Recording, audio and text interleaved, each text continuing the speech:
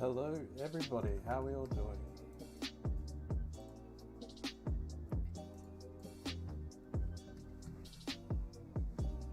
Let me just turn my music down a little bit, make sure you guys can hear me. So today we're going to be looking at the day 2 and day 3 tasks of Advent of Code from TryHackMe.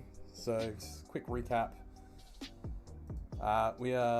The story is that we are the head elf of security, McSkitty. Everyone else has run away. The Grinch is somehow involved, just making things a mess. And we have to use our hacking knowledge to break into our own system to fix things. So the first task was an insecure direct object reference vulnerability. So we were able to access things that shouldn't have been able to access to by modifying an ID. In this case, we found this employee, the Grinch, which was employee, I think it was 9 from the top of my head. And we reverted all these changes. We answered all the questions. We got our flag. So a flag is sort of a proof of I've done the thing. I've hacked the box. I've done the task. And yes, so today is a different vulnerability. Let me just scroll up and close that one. So we're going to look at task 7 and task 8, or day 2 and day 3. So in this case, we're looking at some elf HR problems. And the story is McSkitty, or us, needs to check if any other employee L's have left/been affected by Grinch Industries attack. But the systems that hold the employee information have been hacked. Can you hack them back to determine if the other teams in the best festival company have been affected? Cool, let me just go for a quick water. So today we're looking, and it looks like the entire subject is around HTTPS.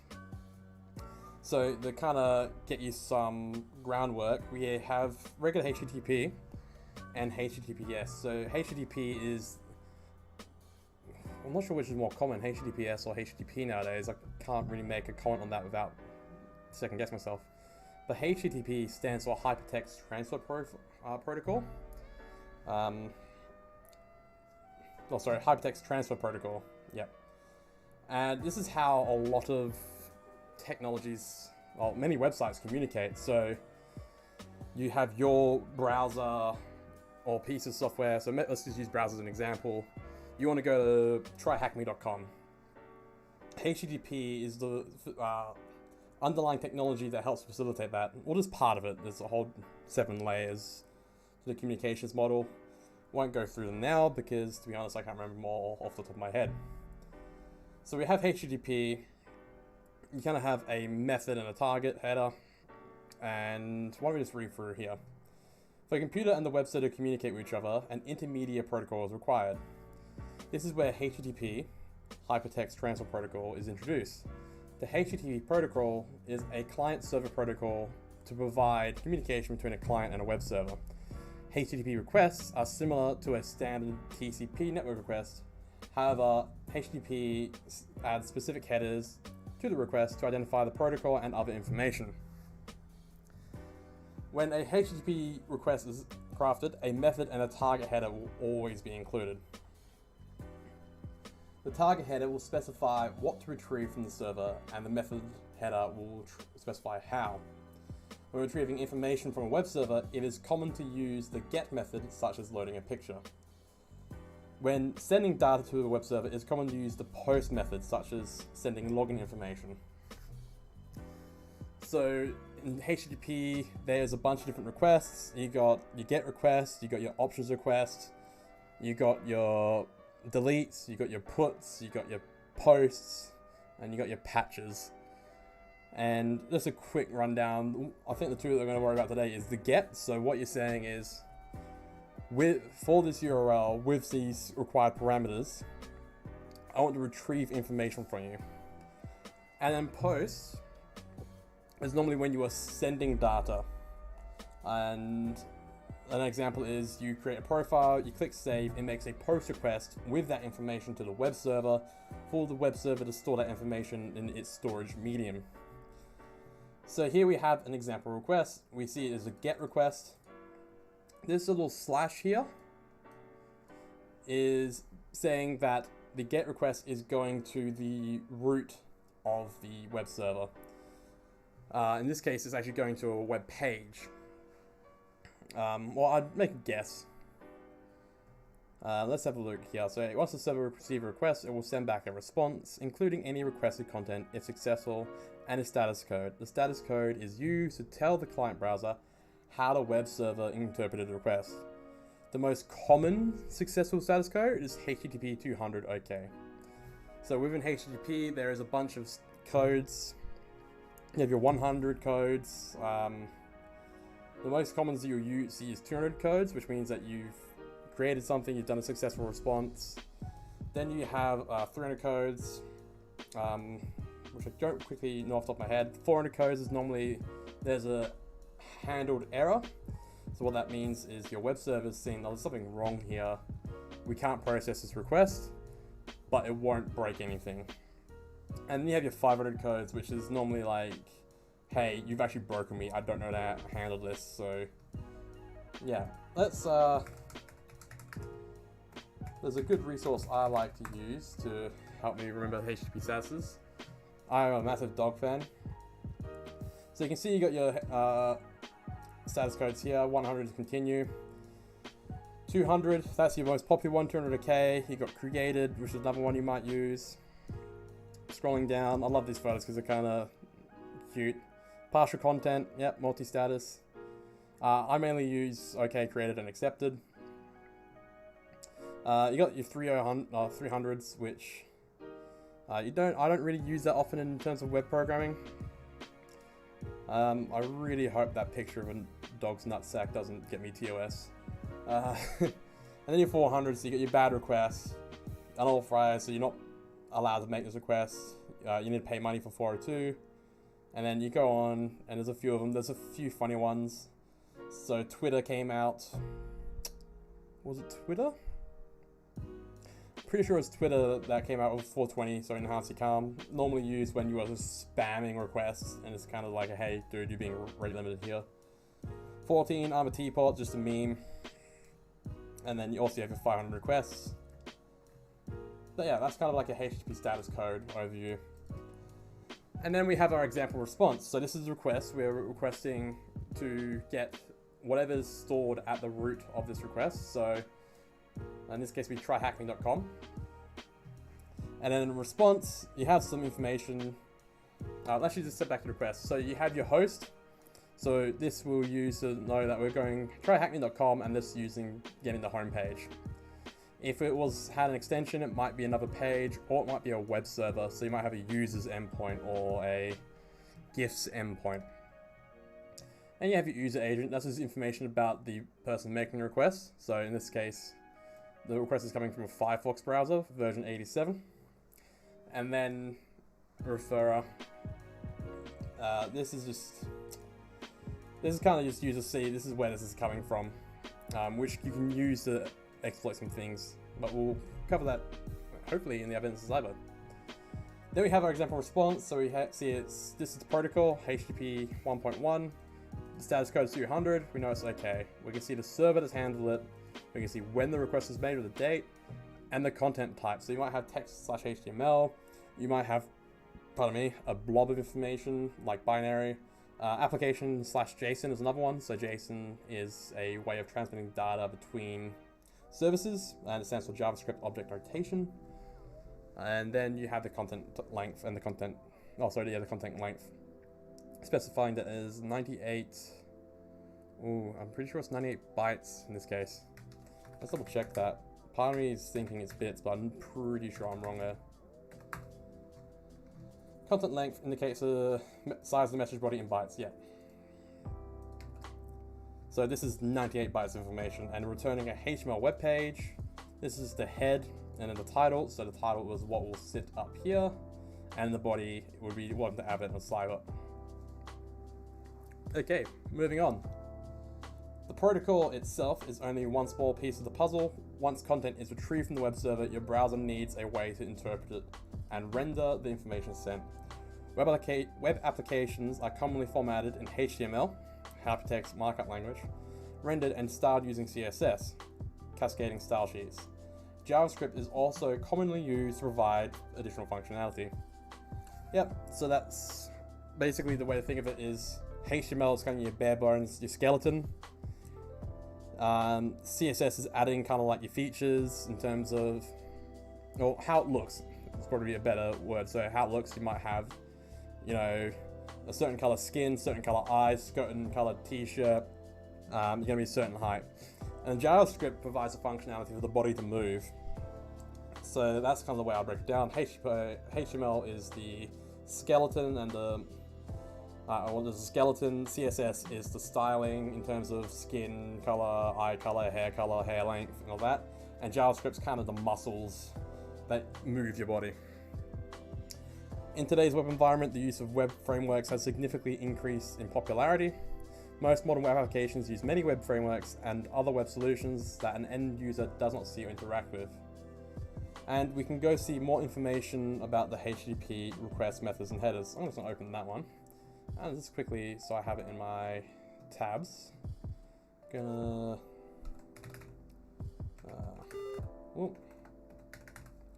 room. Cool. Just gonna save things for later. Might do another series on TryHackMe, or who knows. So what do we get up to? Now we have cookies. So we need to remember that HTTP is a stateless protocol. What you do in one request is not going to be remembered for the next request. They're completely separate. Sorry, just watching my sister's dog. Currently in the cone of shame because it's got grass seeds somehow and had to have stitches. I don't, like, my family kind of love that dog, or probably a little bit too much. And I'm just like, you can't even win a fight against its toilet. Like, grass seeds literally made it have to go to the vet and have surgery. Anyway. HTTP is a stateless protocol. When you send requests to a web server, the server cannot distinguish your request from someone else's request. And yeah, like, so the HTTP request is completely self-contained. So you need between one HTTP request, say you make a request as a user, you need to pass information on that request, and if you want to keep acting as that user, it needs to be a second request. And that also is used to distinguish you from other users. So in this case, we're using cookies. To solve the status problem and identify different users and access levels, the web server will assign a cookie to create and manage a stateful session between a client and a server. Cookies are just tiny pieces of data or information locally stored on your computer that are sent to the server when you make a request. Cookies can be assigned any name and any value, allowing the web server to store any information at once. Today we'll be focusing on authentication cookies, also known as session cookies. And authentication or session cookies are used to identify you and what access level is attached to your session. And here we have a diagram going through this. So you have your web browser, in this case Google Chrome. You make a login request, so remembering that post is that we are passing information to the server. And you can see that it's got a username and a password. The TryHackMe.com server takes that information, validates that you can log in, validates your access level, and then sends a response and sets the cookie. So there is a method of doing that. You pass a header back. So let's just have a look at this.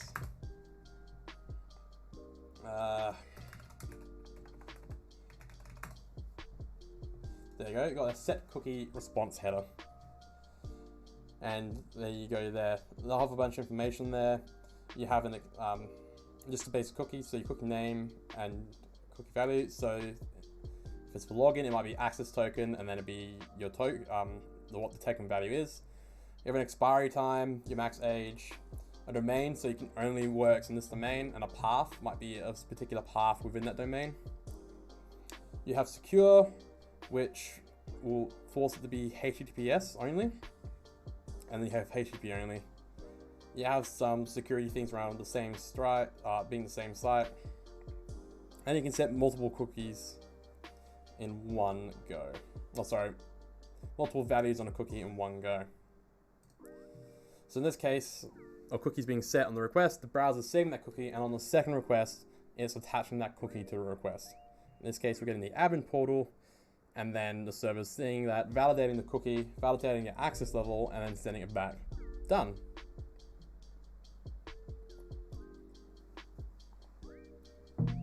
Okay, moving on.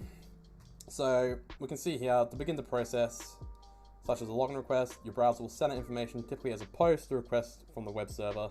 The web server will verify that it received the data and set a unique cookie. As previously mentioned, cookies are arbitrary, and the values are determined by best practice or the web developer.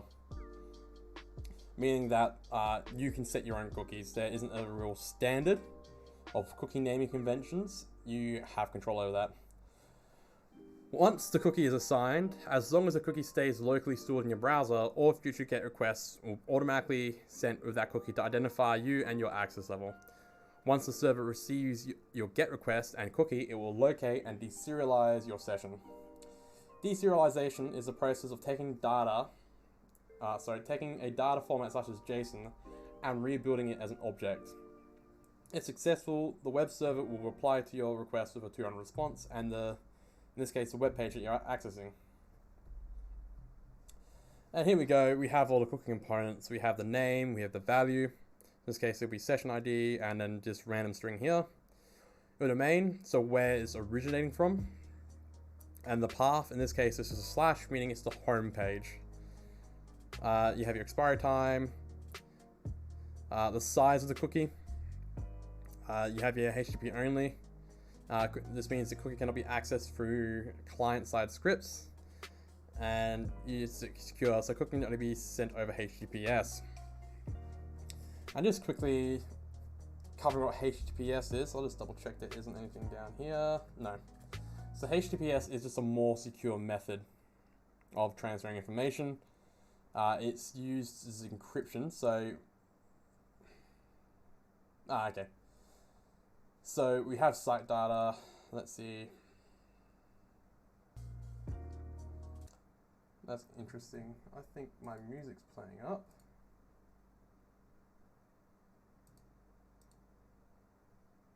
Cool, I'm just gonna roll without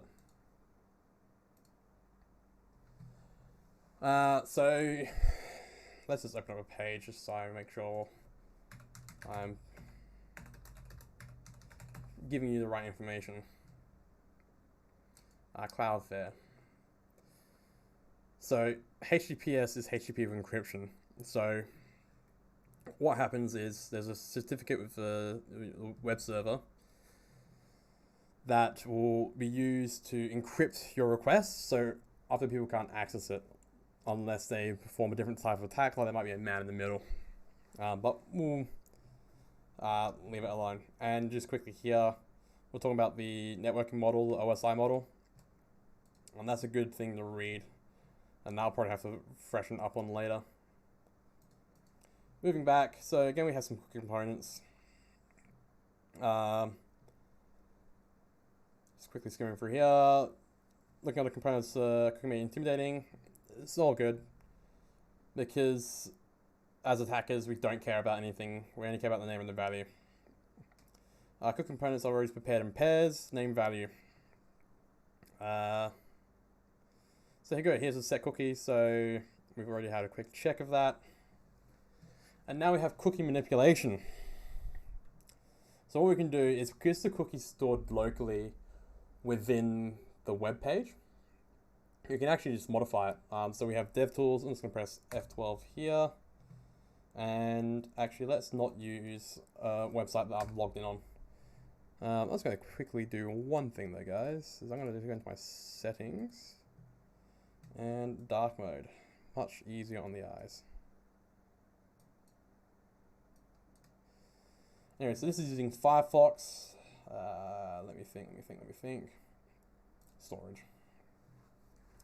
So we can see that we have some cookies here. We have the Cloudflare cookies. So this is, I'm pretty sure off the top of my head, some Google Analytics trackers. I can't say what these actually are off the top of my head because I'm not the developer that made them. I can recognize some common ones I remember from previous workplaces. Ad service. But yeah, so you can see the cookie there. You can see the name, the value, the domain it came from, so www.cloudflare.com, the path, so this will affect all of Cloudflare, the max age or the expiry time, the size. Yes, you can see all the information there. So if you want to see that, press F12 on your keyboard and it will show you what you want to see. I'm going to close that. So it's going to close this one as well. Close. Thank you. Okay. So you can see in the example here, we have a connect.sid and a bunch of different cookies there. Not seeing anything that... it's because I've removed all their values. So, showing you how to access cookies, I can modify them. Actually, I haven't shown you how you can modify them. What you can do is literally just click here. And this can be whatever you want. And delete itself. Did it delete itself? Looks like it has. Some of these cookies might decide to delete themselves as tampered with. That one's worked, that one's stayed. So it's as simple as opening your DevTools, going to your storage tab in Firefox, double clicking on it, and then type in. Okay, so below is a summary of how cookie values can be manipulated, or could be manipulated. We can obtain a cookie value from registering or signing up for an account. We can decode the cookie value, identify the object notation or structure of a cookie. So if it, say for your session ID, it might be an encoded set of information. Excuse me as I grab some water. Which isn't the best because you can just decode that. Whereas I find a better way is of assign a random token value and store that log information in somewhere else. So you take that token value, it's completely random. If they're trying to code it or decrypt it, it's going to be nothing. It's just a random value that's been assigned. But you take that token and load up your information that you've saved and compare it. But that's just, I guess I'm just going a little bit too deep. That's how I mitigate it. We're going to learn how to break it. So identify the object notation, change the parameters in the cookies, re-encode the cookie, and then action the cookie, so refresh the page. So what we're going to do is we're going to open the new static site here. And we have this one. So let's just say we've completed that. So this is kind of the flow that a lot of attackers will take, where we want to register an account and see what information we're given back, so we can see if we can make our account better, see if we can get more permissions, or we can get access to things that we shouldn't have access to.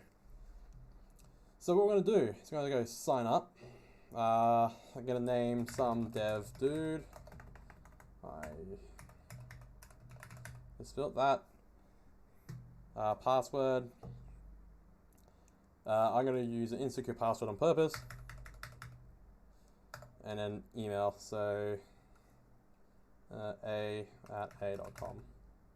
I really hope they don't send me an email. Create account, don't save. You don't have permission to register an account. Please contact an administrator for assistance. Cool.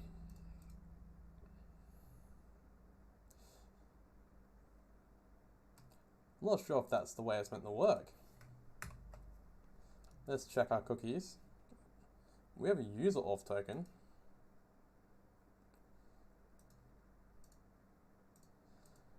So I think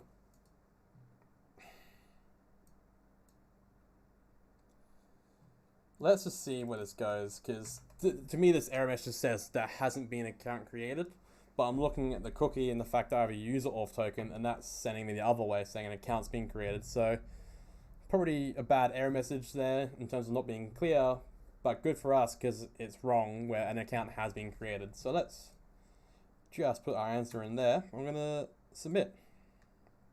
Correct answer. What was the encoding value for the cookie? So this is the case, we've got the cookie key or name, and this is the value. You'll hear me use name and key interchangeably here because I associate cookies with key value pairings. But in this case, we're using the term name. I'm going to click on submit. My answer is incorrect. What encoding type was used for the cookie value? I've misread the question there.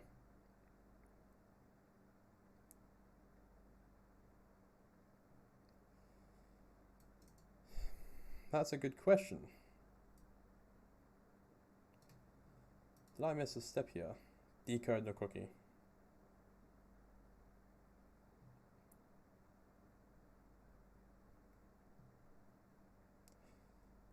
So I'm going to have a quick look through here.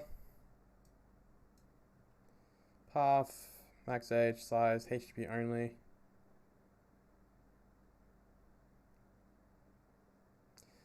So I'm not seeing an encoding type. So this is where I'll duck over to CyberChef. CyberChef provides a lot of encoding, decoding, encryption, decryption tools. What I'll do is I'm going to chuck the input here, and then we can make a recipe where we can have a look through here. And this is basically just saying from base64 decode it. This doesn't look correct because it's not readable. So let's remove that one. Why don't we try?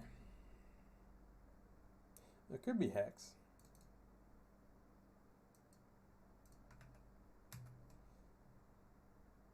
I might have the wrong one there. From hex.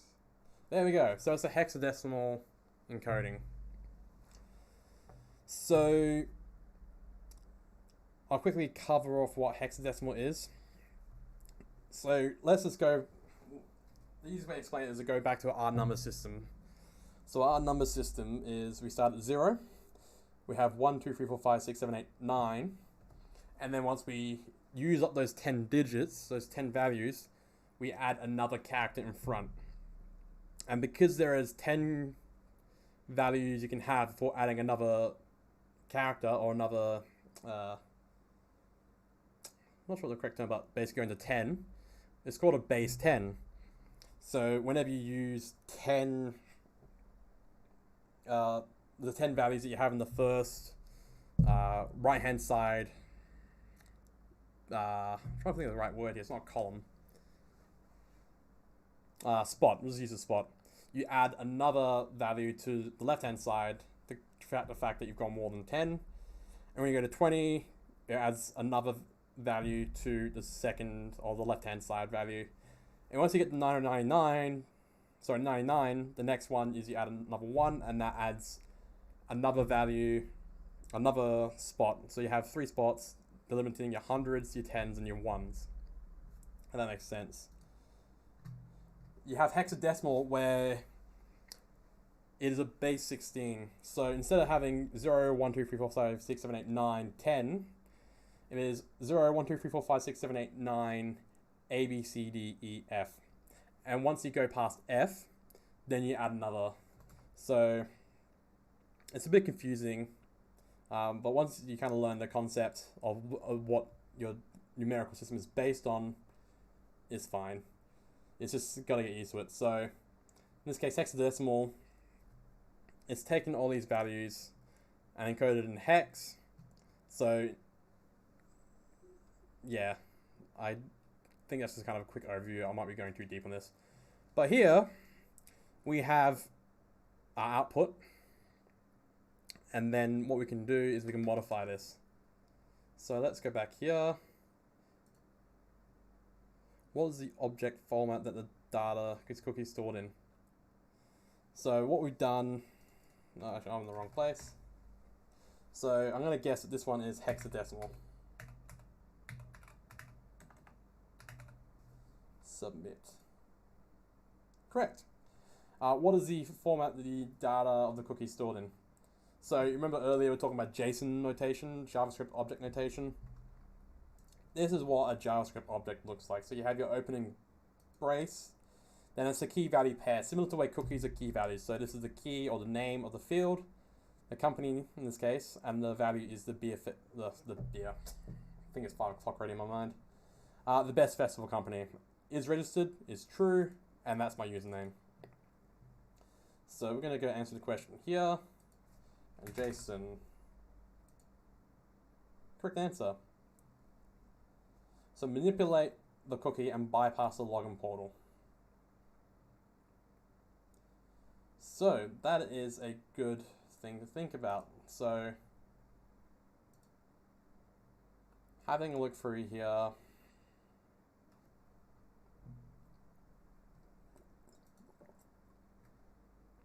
This is a little bit where what should the value be? What should the field be?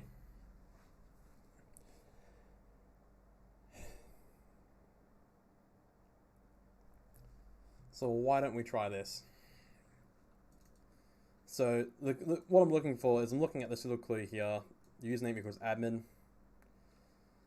So what I'm going to try and do is replace my username with admin. Set that as my cookie and refresh the page. So how I'm going to do that is I'm going to simply, I can't edit it here, I'm going to copy that, place that into the hex, so the input, delete from hex and go to hex instead. And what I'm going to do here is modify my input of Cyber3 and type in admin.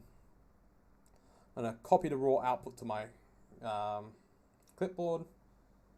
I'm now going to head back to this website and manipulate the cookie by pressing paste. Now, this is a bit weird where it's got all the spaces here. Is there a way? Delimiter? None. There we go. Pillar. Copy. Going back here. Getting rid of the spaces, pressing enter, and I'm going to click refresh. And that's bypassed the login page. So I'm going to copy that value and I'm going to use it as the answer. I'm going to submit. Correct answer. What team environment is not responding? So we've got some status here. I'm just going to close my dev tools. So I'm going to guess it's HR because the status is red. What happens if I click this? Nothing. This is me just... having a look around. Anyway, submit. What team environment has a network warning? So we'll go back and it's application. I'm just going to copy that because I can't be bothered typing it out. Submit. And that's it. So that's the... what we've done is we've hacked into our own environment to test and have a look at things. So that was the story. Is McSkitty needs to check if any other employee else have left/been affected by Grinch Industries, but the systems that hold the employee information have been hacked. Can you hack them back and determine if other teams in the best festival company have been affected? And from here, we can see that HR's been affected severely. Application has not been so affected, but finance is fine. So we're going to scroll down here. I'm going to open up this tab because that will open up another room from TryHackMe about how to do authentication bypasses. I'm going to close the beer festival. My dad works in events, and there's a few beer festivals that he works at, so that's why I keep seeing that and think beer festival. I'm not an alcoholic. I barely drink. It's just family environment. Then we go, I already clicked that. Tasks release each day get progressively harder. Come back tomorrow for day 3's task. So that task has already been released because I didn't do this last night. And I'll probably just couple streams for 2 days of Advent of Cyber together. Just because kind of have a decent length stream with more than just 20 minutes. Well, in this case, we're going for, what, 30 minutes-ish? Cool.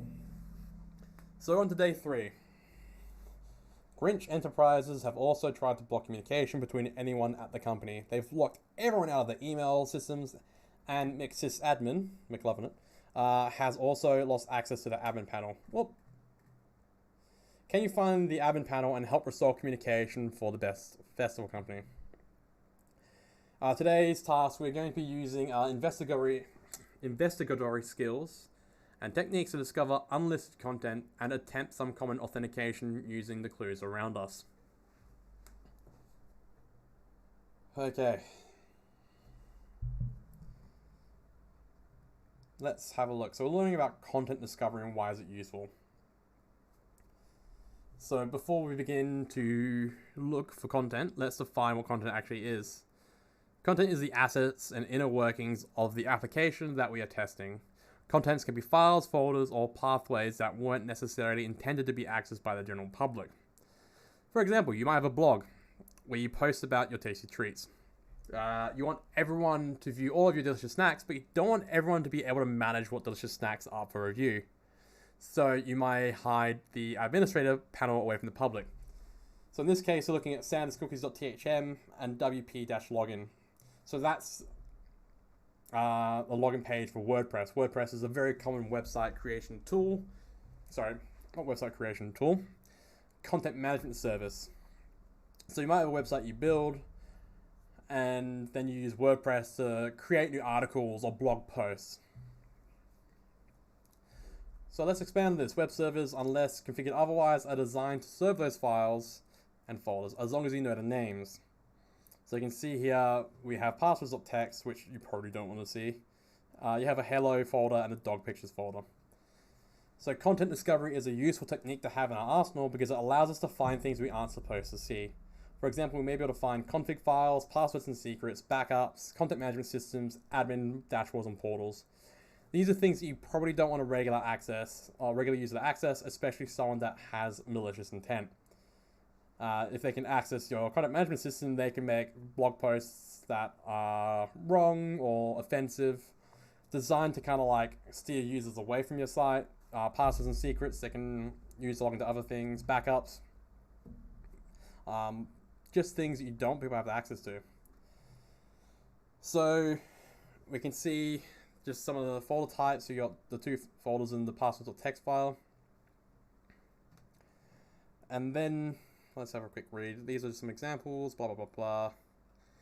We can find these pieces of information because they are stored in either a folder, which we will have a name, or a file, which will have a name and extension. So, extension just basically specifies what type of file it is, and also you can then associate programs with that file type. So in this case, text files, very common. There's no real special software you need to open, there's no software you have to pay for or specifically download. Most operating systems will allow you to show that thing out of default. So what you can do is we can manually try and guess names of files such as admin or passwords.txt and navigating to it in your browser. However, there are tools that allows us to do this at a faster rate. Enter Dirbuster.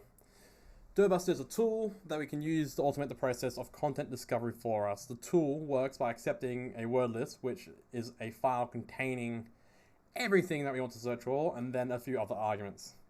So this is an example. Dirbuster will try and figure out if there's an admin file, a docs file, config, install-en, and then it will scan the website for the folders listed in this word list.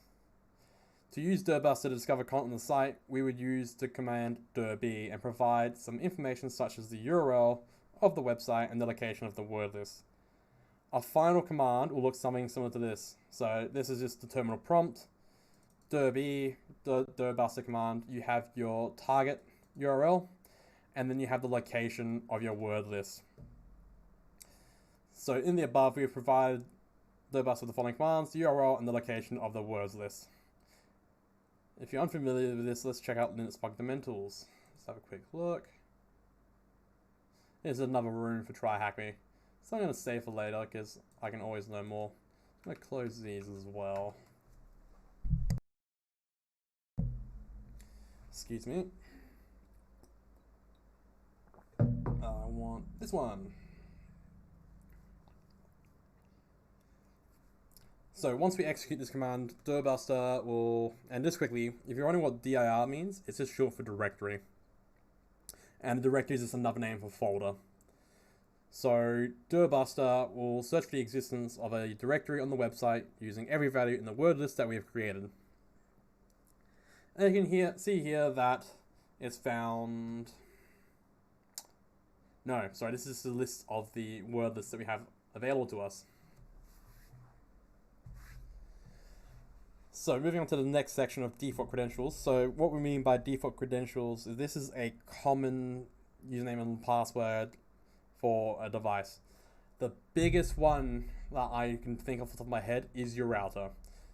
There is a website that lists the common username and password combination for your router. Let's have a look so I can find it. So you can go into this website, you can find your brand. Let's go Sigma. You can see this is the default IP address, and this is the default password, admin. You might ask, why is this important?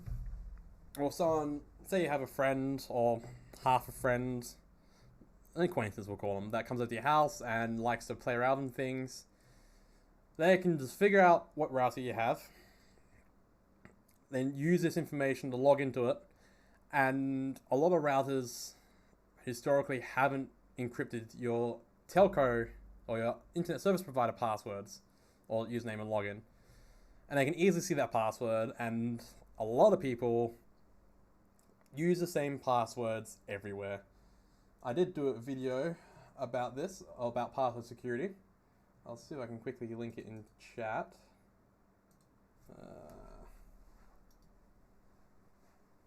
This one. Oh, no.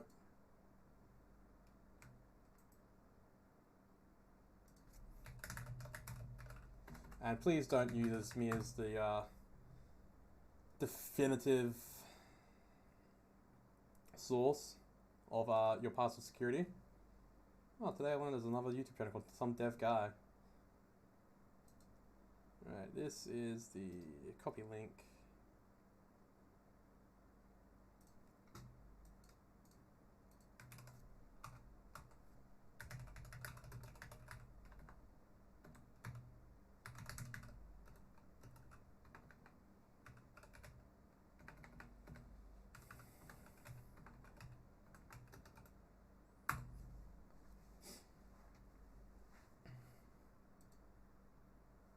Okay, chuck that one there.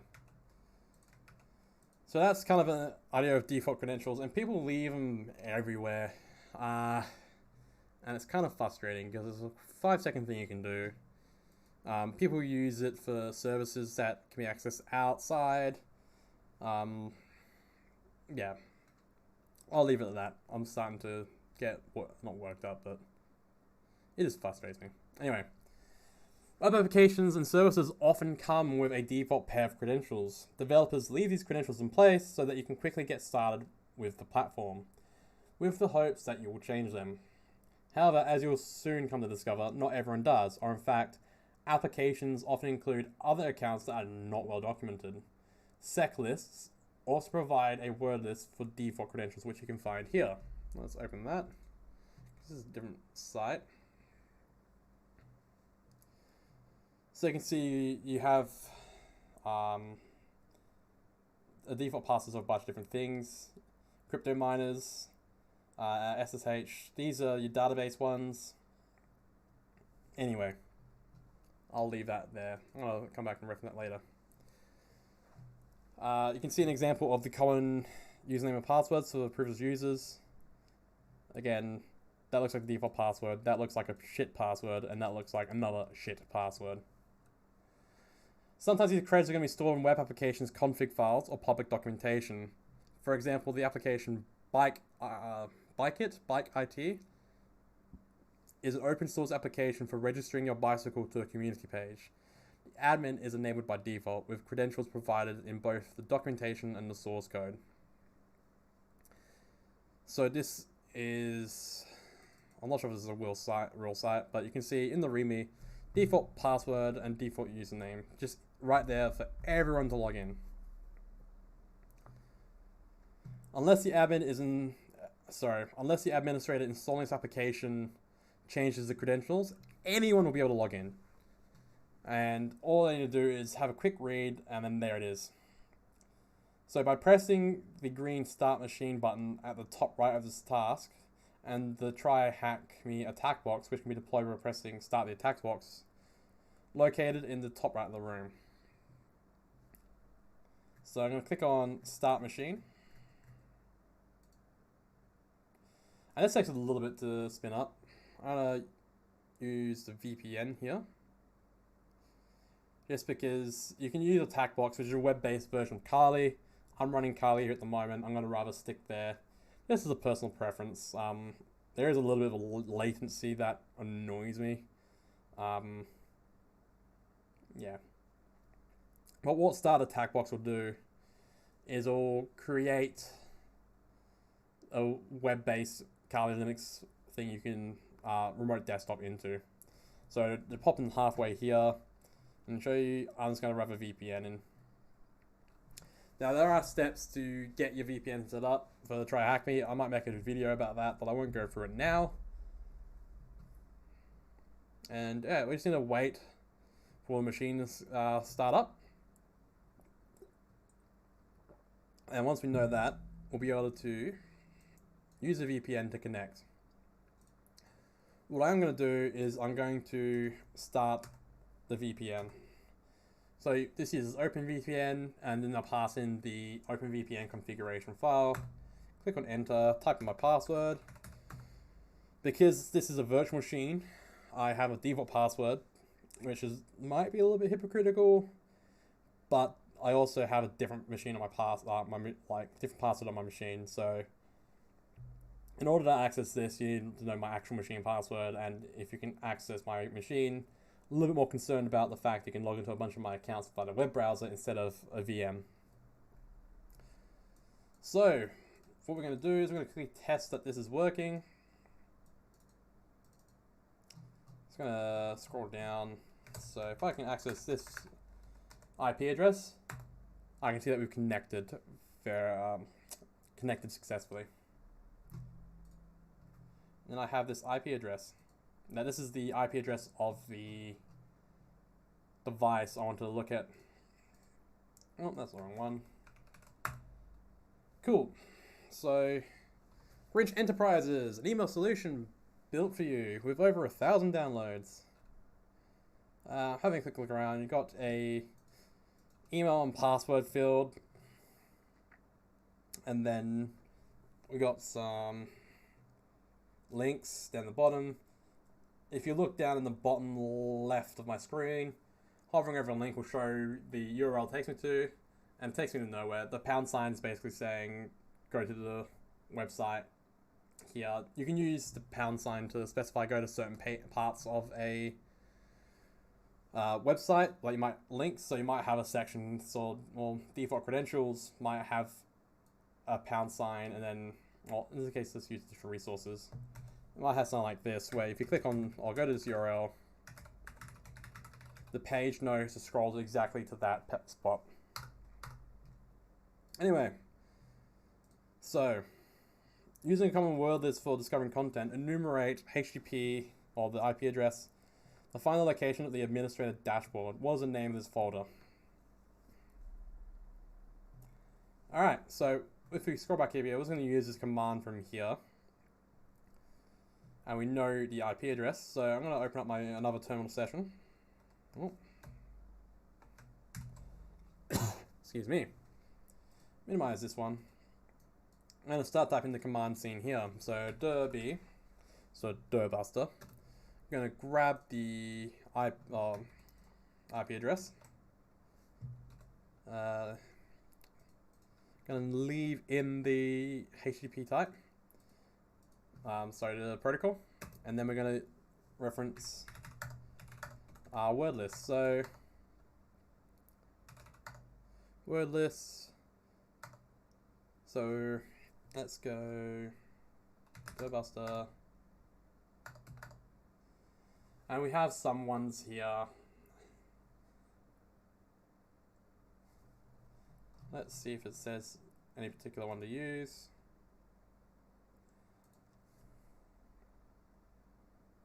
Let's just go common. So this has got 4,612 words that is going to that's known as common directories, and it's going to try and find out and get a response from each one of those directories in the word list. So without knowing exactly what it does under the hood, I'm making the assumption that it tries a GET request to these URLs, and then if it returns a 200 status code or an OK status, it knows that a folder exists there. So we're going to have to sit here and awkwardly wait for this one to go through.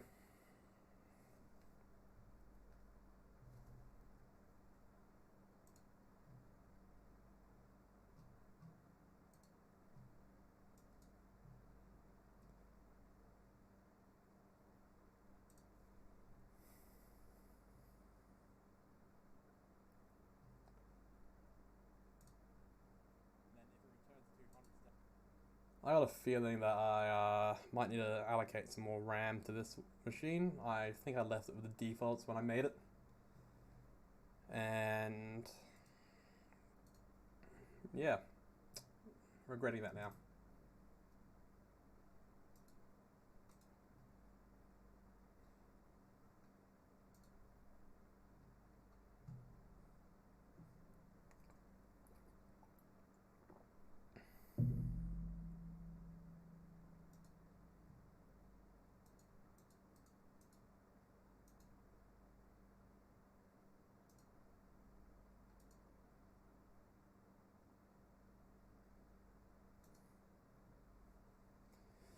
So you can see here that we've found a directory, so /admin. What I want to do is I'll let that run in the background so if we find anything else, but I'm going to try and hit that admin page. Please go full screen, thank you. I'll keep it in this one, so we know it's /admin. And then we open that, and it looks like it returns a different page. So in order to answer the question, using the common word list for discovering content, enumerate over this, and what is the name of the folder? Admin. Submit. Correct. In your web browser, try some default credentials for the newly discovered login form for the administrator. So, what I want to do, there's kind of two ways we can do this. I'll just try administrator password. And that's not going to work. Password 123. No. Successfully logged in. So what I typed in there or pasted was administrator. So again, this is an example of why using default credentials is such a dumb idea. That the username and the password are the same thing, they're the same value, and they're default credentials. Again, going back to this site here. No, not this one. Alright, so I've created a new window for pass. These are, in this case, top routers. And in this case, they're nothing using administrator, but there are things using the term admin. Admin with a capital A, slightly like 0.00001% more secure, but anyway. So, administrator, let's just copy this to make sure, copy, paste, submit. And then finally, there is a flag somewhere that we need to find. So remembering that flag is a proof that we've achieved the goal. In that case, admin access. Go back here, dump that there, submit. Correct. So we've completed that task. We've logged in. I can see there's emails. This just doesn't show anything. Again, going to the pound sign. Empty pound sign means this goes to nowhere at the end of the page or end of the URL. Yeah, I just really want to show you guys what I mean by that pound sign thing, because it is kind of interesting to know. So we have the GitHub homepage for this repository. Repository is just a code base where you can store all your code. You can see we hover over here, we have this link, and down there you can see that the link has the pound sign and the install. And you can see for attribution, contributing, and similar projects. If I click on that, I'm going to open up a private tab. If I click on that and then copy it, and then I go to the private tab, hit enter, that pound sign will specify I can go straight to the spot with similar projects.